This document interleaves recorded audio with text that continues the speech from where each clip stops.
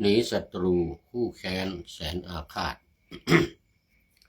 ก็ยังอาจหนีได้ไม่ยากเข็ญแต่หนีผลบาปกรรมแสนลำเค็ญยังไม่เห็นใครหนีพ้นผลแห่งกรรมขอถวายความนอบน้อมแด่พระรัตนตรัยมีพระพุทธเจ้าเป็นต้นขอถวายความเคารพพระมหาเถระพระเถรานุเถระเจ้าคณะพระสังฆาธิการทั่วโลกมีพระเดชพระคุณพระธรรมเสนาบดีเจ้าคณะภาค7วัดพระธาตุวสุเทพเป็นต้นและขออำนวยพรแด่ท่านผู้ฟังท่านผู้ชมสาธุชนพุทธบริษัททั้งหลายวันนี้รายการธรรมทัศน์ของวัดพระธาตุโดยสุเทพออกอากาศทางสถานีวิทยุวปท2จังหวัดเชียงใหม่มีร้อยเอกจำนงปัญญาวัฒโนเป็นหัวหน้าสถานีและอาตมาภาพพระครูปริยัติยานุศาสตร์เป็นผู้บรรยายเป็นประจำทุกวันเวลา7:30 นาทีเป็นต้นไปถึง8 นาฬิกาโดยประมาณสำหรับวันนี้ก็บันทึกเสียงล่วงหน้ามา1 วันจากวัดพระธาตุดอยสุเทพซึ่งกำลังกลับมาวันนี้ถึงตอนเย็น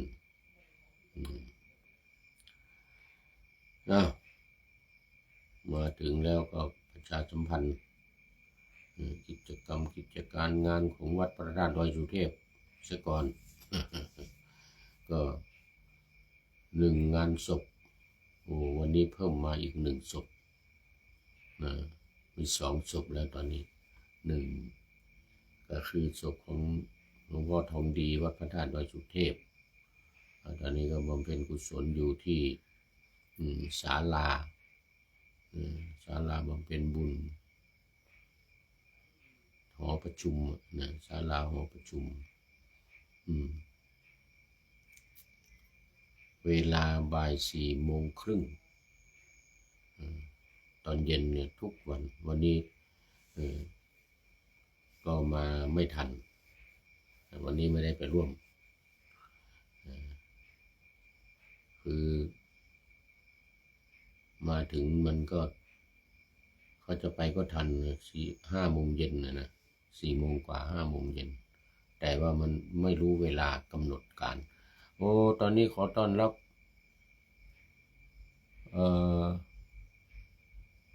คุณโยมกนกวรรณอินทานนี่นานแล้วไม่ได้เข้ามาจากหนองคายสาธุการกราบอนุโมทนาบุญเจ้าข้านะสาธุหนองคายนี่ไม่ได้มาเป็นน่าจะเป็นเดือนนะนี่โมทนาวันนี้เข้ามาเป็นท่านแรกเลยเนี่ยป่าหน้าธรรมะยังไม่ทันเสร็จเลยเนี่ยกำลังพูดถึงเรื่องของงานศพมี2 งานวันนี้คุณโยมกนกวรรณก็เข้ามาแล้วไก่ไม่ทันโหสุริโยก็ไม่จับขอบฟ้าเลยนะ สาธุหลวงพ่อทองดีวัดพระธาตุดอยสุเทพเราเนี่ยแหละอายุมากแล้ว90กว่า94 ปีแต่พรรษา15นะเป็นหลวงพ่อมาบวชทีหลังบวชตอนอายุมากพรรษา15ก็นานพอสมควรนะอยู่วัดพระธาตุดอยสุเทพแล้วนี่ในผู้พูดเองก็ยังไม่เคยเห็นนะเพราะว่าติดเตียงมาหลายวันหลายปีเหมือนกันนะหมอรู้ก็มรณภาพไปแล้ว จะร่วมทำพิธีเชิญชวนญาติโยมโอ้ขอต้อนรับพระเดชพระคุณหลวงพ่อสุทธิสงึมรำจากจังหวัดบุรีรัมย์มาด้วยหัวใจใสๆนี่เต็มหน้าอกเลยโอ้โมทนาขอบคุณเป็นอย่างยิ่งนะอันนี้ก็เป็น FC ตัวจริงแล้วมาทุกรายการครับขอบคุณหลวงพ่อมากเป็นกำลังใจเป็นเพื่อนกันอยู่ตอนนี้ศพอยู่ที่ศาลาบำเพ็ญบุญนะวัดพระธาตุดอยสุเทพทุกๆบ่าย4 โมงเย็น4 โมงครึ่งแล้วก็วันไปจนถึงวันที่จากวันที่21เมื่อวานนี้ไปจนถึงวันที่29มั้งจะเป็นวันนับไป7 วัน21 22 23 24 25 26 27 27วันที่27จะเป็นวันประชุมเพลิงที่สุสานวัดพระธาตุดอยสุเทพเรานี่แหละวันที่27วันที่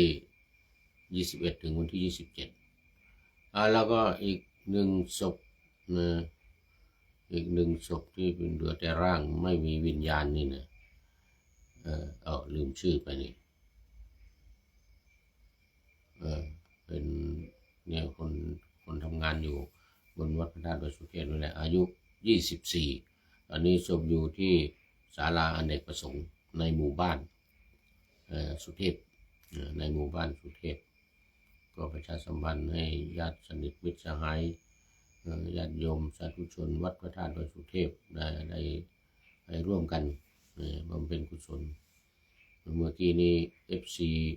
สุริยันคำปาแจ้งมาว่าตอนนี้กำลังลงไปเหมือนกันนะเมื่อกี้เนี่ยลงไปแล้วตอนนี้นี่ก็ประมาณ6 โมงครึ่งหลังจากทำวัดสวดมนต์เสร็จหลังจากทำวัดสวดมนต์ก็ลงไปเลยไม่ต้องทำสมาธิภาวนาไปบำเพ็ญกุศลทักษิณานุปทานเดี๋ยววันต่อไปจะได้ไปร่วมอยู่ในวัดนี่แหละ3การอบรมพระสามเณรสวดพระปฏิโมกข์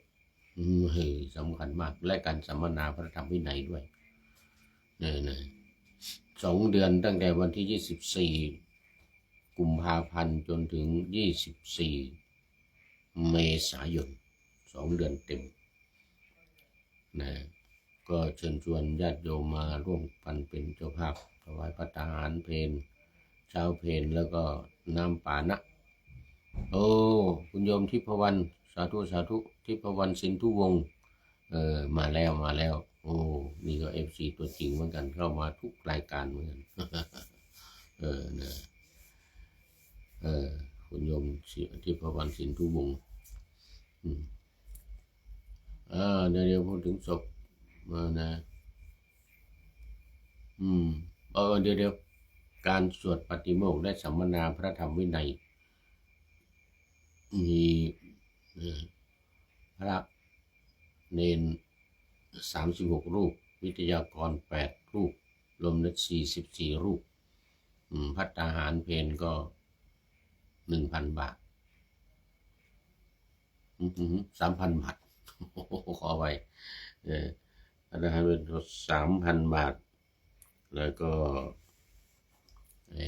น้ำปานะนี่ 1,000 บาทภัตตาหารเป็น3 บาทน้ำปานะ 1,000 บาท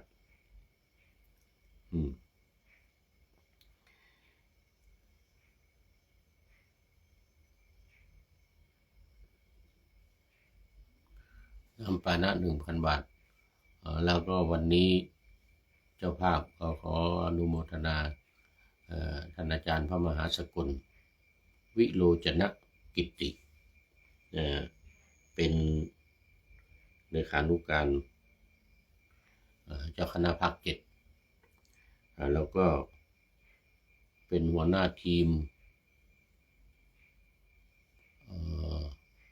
วิทยากรด้วยเป็นเจ้าภาพวันนี้โอ้ขอโมทนาเป็นอย่างยิ่งทั้งน้ำปานะทั้งภัตตาหาร 4,000 บาทขออำนวยอวยพรให้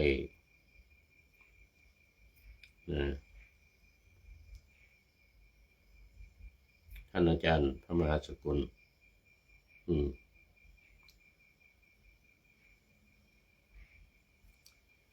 จงมีความสุขมีความเจริญมีความมุ่งมั่นปรารถนาสิ่งใดอันเป็นไปด้วยชอบประกอบด้วยธรรมก็ขอจงพันสำเร็จในที่ทุกสถานในการทุกเมื่อเทิน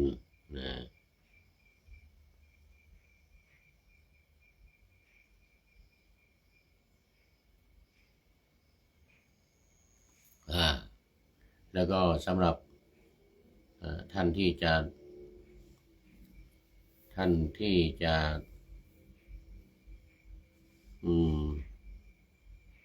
ร่วมเป็นเจ้าภาพในวันต่อไป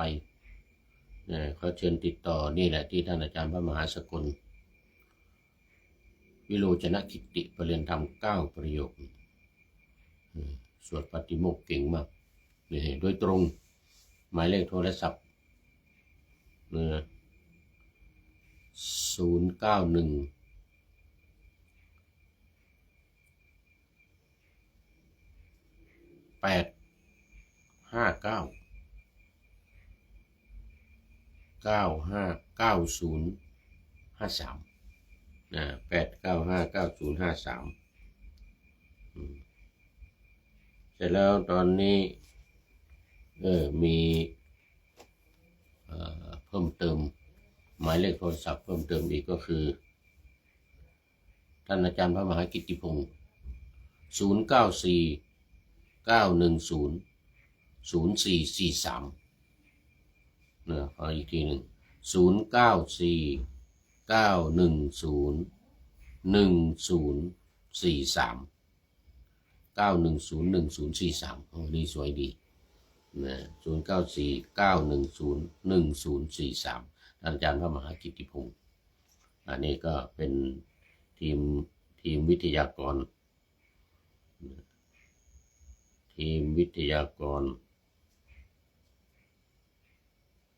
ของท่านอาจารย์พระมหาทีมวิทยากรของท่านอาจารย์มหาสกลจากวัดพระธาตุศรีจอมทองประเรียนธรรม9 ประโยคเหมือนกันสวดปาฏิโมกข์เก่งมากแล้วสำหรับท่านที่จะไม่มีเวลามาประเคนด้วยตนเองอยู่ไกลหรือมีงานยุ่งหรืออยู่ต่างจังหวัดต่างประเทศก็ขอเชิญโอนปัจจัยเข้ามาในบัญชีของวัดพระธาตุดอยสุเทพธนาคารกสิกรไทยหมายเลข211 280 668 211 280 668 669ขอไป6698 211 280 6698 6698 280 6698ธนาคารกสิกรไทยในนามวัดพระธาตุดอยสุเทพอันนี้ก็ตามอัธยาศัยก็เชิญได้ตามอัธยาศัยไม่เป็นอันนี้ก็ได้อะไรไม่เป็นวันก็ตามกำลังศรัทธาตามกำลังศรัทธาตามกำลังทรัพย์200 300 500 1,000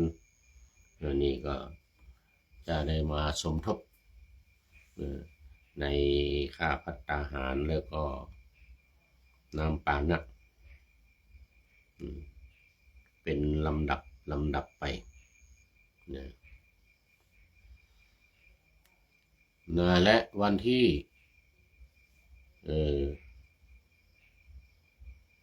23วันที่23ซึ่งเป็นวันนี้แหละที่รายการธรรมทัศน์ของเราจะนำออกอากาศวันนี้23พระมหาเดชพระมหาเดชชรัตน์สิริยานเมธีวัดเชียงโฉมโอ้นี่เอาออกเสียงยากนี่พระมหาเดช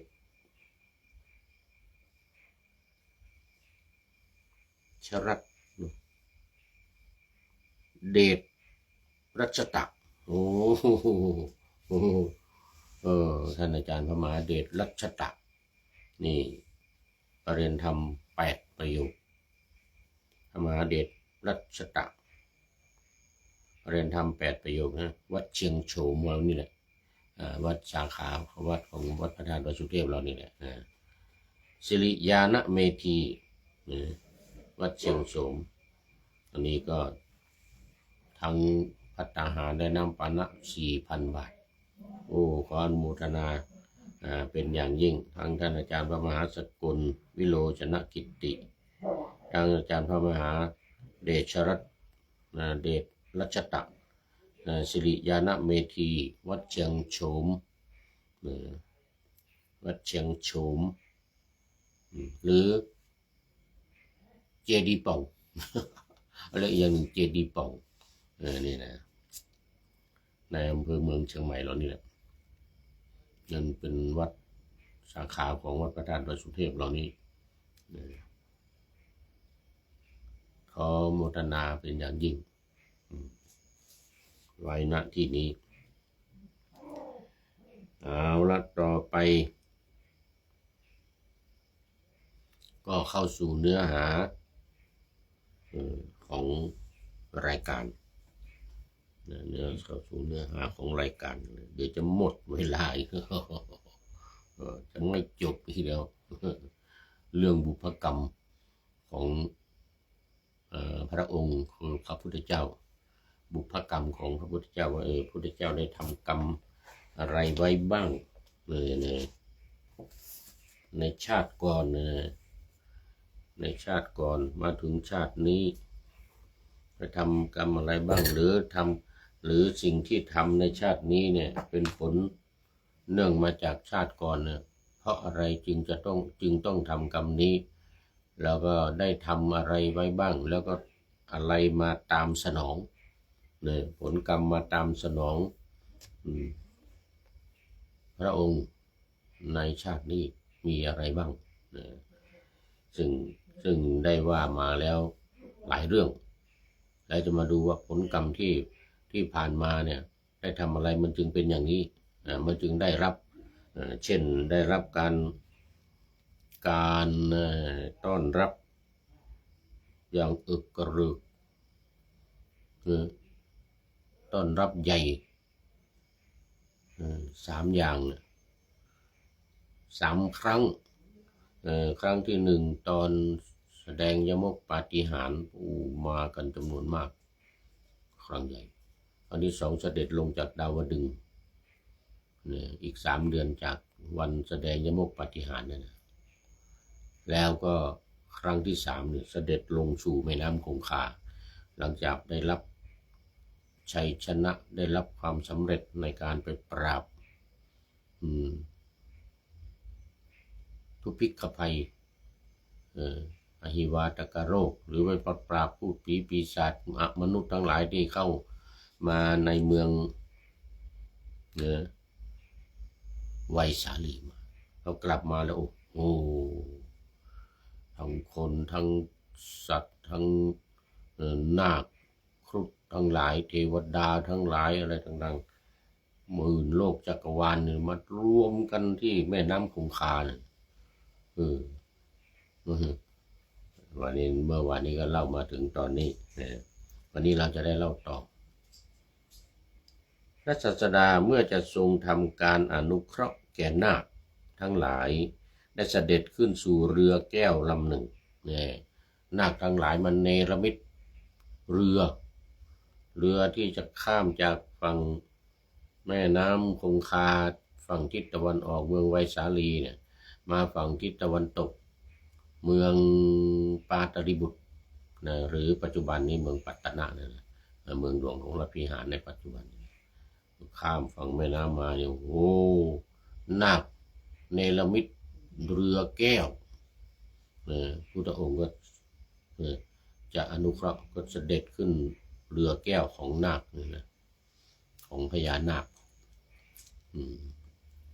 แล้วก็ภิกษุอีก500ก็ขึ้นแต่ละลำรูปละ1 ลำขึ้นนาคของขึ้นเรือ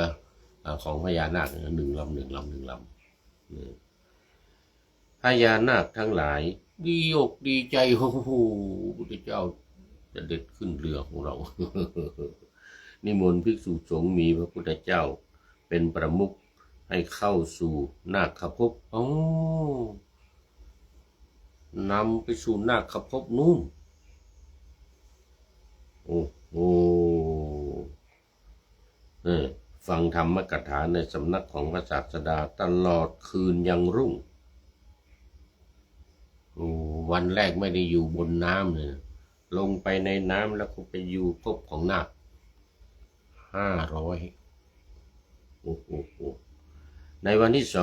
2อังคาดภิกษุสงฆ์มีพระพุทธเจ้าเป็นประมุขด้วยของควรเคี้ยวด้วยของควรบริโภคอันเป็นทิพย์นั่นเป็นทิพย์ทั้งนั้นพี่เนติโอ้ตอนนี้ขอต้อนรับพี่เนติแก้วเคนเข้ามาแล้วโมทนาในกรุงเทพเป็นยังไงเนาะนี่ตอนนี้ฝนตกฟ้าร้องยังไงบ้าง อากาศคงร้อนน่าดูนี่กำลังไปจากในเมืองมาร้อนมากกว่านี้ที่อำเภอดอยสะเก็ดไปปิดงานศพหลวงพ่อพระครูพุทธิธรรมรักษ์วัดป่าไผ่บ่อทองอำเภอดอยสะเก็ดมาร้อนมาก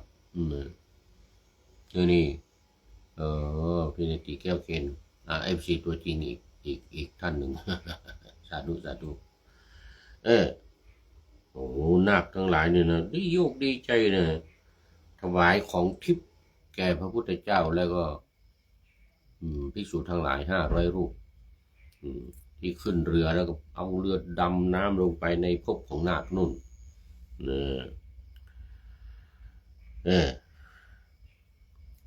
พระศาสดาทรงทำอนุโมทนาแล้วออกจากนาคภพ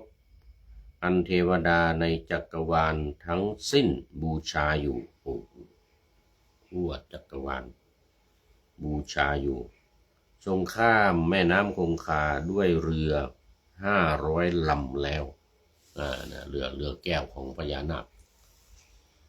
พระราชาทรงต้อนรับอัญเชิญพระศาสดาพระราชาฝั่งนี้คือพระเจ้าพิมพิสารนะพระเจ้าพิมพิสารไปต้อนรับพระพุทธองค์อัญเชิญพระศาสดาเสด็จลงจากเรือลงทำสักการะทวีคูณยิ่งกว่าสักการะที่เจ้าฤาษีวีทำเลยนะเจ้าฤาษีวีก็ทำทวีคูณที่ตัวเองทำมาแล้วเมื่อครั้งก่อนครั้งที่มาต้อนรับครั้งนี้ก็พระเจ้าพิมพิสารนี่ทำยิ่งกว่าเดิมอีกยิ่งกว่าเจ้าฤาษีวีทำที่ทวีคูณไป2 เท่าแล้วนะนี่ยิ่งกว่าอีกเอาจากสักการะอันเจ้าฤาษีวีทั้งหลายทำในเวลาเสด็จมานำพระศาสดาสู่กรุงราชคฤห์โดย5 วันโดยนัยยะก่อนนั่นแล5 วันภิกษุ500 รูปอันนี้ก็ทำที่พักทำวัดสร้างวัดไว้เป็นแห่งนะถึงตกกลางคืนก็ประทับพักหลับนอน5 แห่ง5 ครั้ง5 วันอันนี้เอาแล้วทีนี้เราผลของกรรมมาแล้วนี่ผลของกรรมมาแล้วเดี๋ยวก่อนดูเวลาก่อนผมจะทันหรือไม่ทันผลของกรรมมาแล้วเนี่ยเดี๋ยวลองดูหน่อยก่อนเอาในวันที่2พวกภิกษุ กลับจากบิณฑบาตแล้วในเวลาเย็นนั่งประชุมกันในโรงธรรมสนทนากันว่าน่าชมอานุภาพของพระพุทธเจ้าทั้งหลายน่าประหลาดใจมากเทวดาและมนุษย์ทั้งหลายพากันเลื่อมใสในพระศาสดาพระราชาทั้งหลายทรงทำพื้นที่ให้สม่ำเสมอในหนทาง8 โยชน์ทั้งฝั่งนี้ฝั่งโน้นแม่น้ำคงคาเกลี่ยทรายลงลาดดอกไม้มีสีต่างๆโดยส่วนสูงประมาณเพียงเข่าโดยความเลื่อมใสอันไปแล้วในพระพุทธเจ้าน้ำในแม่น้ำคงคาก็ดาระดาษด้วยดอกประทุม5 สีด้วยอานุภาพนาคเทวดาทั้งหลายก็ยกฉัตรซ้อนกันขึ้นตลอดถึงอากนิฐพรหมตั้งแต่ชั้นจาตุมเนี่ยนะชั้นพญานาคให้พญายักษ์เนี่ยนะขึ้นไปถึงชั้นอากนิฐพรหมนุ่นอากนิฐานุ่นชั้นที่16นะห้องจักรวาลทั้งสิ้นเกิดเป็นเพียงดังว่ามีเครื่องประดับเป็นอันเดียวกันและมีมหรสพเป็นอันเดียวกันนี่พระศาสดาเสด็จมาแล้วตรัสถามว่าภิกษุทั้งหลายบัดนี้เธอทั้งหลายนั่งประชุมกันด้วยคาถาอะไรกายนุตถภิกขเวอันนี้เป็นประโยคแบบตระหิสันนิสินาเมื่อภิกษุเหล่านั้นกราบทูลว่าด้วยคาถาชื่อนี้จึงตรัสว่าภิกษุทั้งหลายเครื่องบูชาและสักการะนี้มิได้บังเกิดขึ้นแก่เราด้วยพุทธานุภาพมิได้เกิดขึ้นด้วยอานุภาพแห่งนาคและเทวดาและพรหมแต่ว่าเกิดด้วยอานุภาพแห่งการบริจาคมีประมาณน้อยในอดีตนี่ขนาดบริจาคมีประมาณน้อยนะ มีอานุภาพขนาดนี้นะไม่ใช่ของเป็นพ่อนาคไม่ใช่เทวดาไม่ใช่ของพุทธานุภาพว่าไงนะแต่ด้วยผลกรรมด้วยผลกรรมที่กระทำบริจาคไว้ภิกษุทั้งหลายก็อ้อนวอนถามใครจะประกาศเนื้อความนั้นจึงทรงนำอดีตนิทานมาตรัสแต่ว่าไม่ทันเวลาวันนี้นำอดีตนิทานมาแต่ว่าตรัสไม่ทันเวลาหมดเสียก่อนวันนี้ก็จึงต้องเอาไว้ตรัสวันพรุ่งนี้นี่เรื่องผลของกรรมว่าเป็นเพราะกรรมอะไรบุพกรรมที่ตามหัวข้อเนี่ยบุพกรรมของพระพุทธองค์อัตโนบุพกรรมวันนี้เอาไว้ในวันพรุ่งนี้วันนี้ก็ข้อคิดท้ายรายการจากสถานีธรรมอีกแล้วครับ สถานีธรรมนี้เขียนไว้ว่าเนื่องจากผมพูดถึงเรื่องกรรมหนีศัตรูคู่แค้นแสนอาฆาตก็ยังอาจหนีได้ไม่ยากเข็ญแต่หนีผลบาปกรรมแสนลำเค็ญยังไม่เห็นใครหนีพ้นผลแห่งกรรมพระพุทธองค์เองก็หนีไม่พ้นผลแห่งกรรมเดี๋ยวจะได้รับกรรมที่ได้ทำไว้ได้ถวายทานไว้แม้เล็กน้อยเดี๋ยวก็มาได้รับผลในครั้งในชาตินี้นี่ก็ขอบคุณทางสถานีธรรมเป็นอย่างยิ่งพี่เนติแก้วเคนก็เป็นท่านสุดท้ายเข้ามาสู่ในรายการวันนี้รองโยมทิพวรรณสินทุวงศ์ด้วยแล้วก็ท่านอื่นๆที่เข้ามาแล้วผ่านไปแล้วมีหลวงพ่อสุทธิสงุมรำเป็นต้นขออำลาพรากจากผู้ชมฟัง ที่เดินยืนนั่งนอนฟังทั้งหลายขอให้มีความสุขใจและกายสดชื่นสบายไปตลอดกาลนำเอาธรรมะไปปฏิบัติเพื่อให้กำจัดทุกข์ใหญ่ภัยพานพ้นเกิดตายในวัฏสงสารบรรลุนิพพานทุกท่านกันเถิดโอ้นี่ผิดนี่โอ้นี่เป็นรายการธรรมทัศน์โอ้ขอเอาไว้ธรรมทัศน์นี่ก็ว่าขอนำรายการธรรมทัศน์ไปก่อนแล้วจะย้อนมาใหม่ในวันหลังเพื่อให้ท่านทั้งหลายได้รับฟังพระธรรมเทศนาเหมือนดังเดิมเป็นธรรมะจากพระไตรปิฎก3ธรรมบทอันงดงามบรรยายเสริมอธิบายใจความเหมาะมาต่อเติมยกนิทานดั้งเดิมเสริมบทธรรมขอทุกท่านสุขกายสบายใจปรารถนาสิ่งใดอันเลิศล้ำจงเพิ่มพูนตามบุญงามและตามกรรม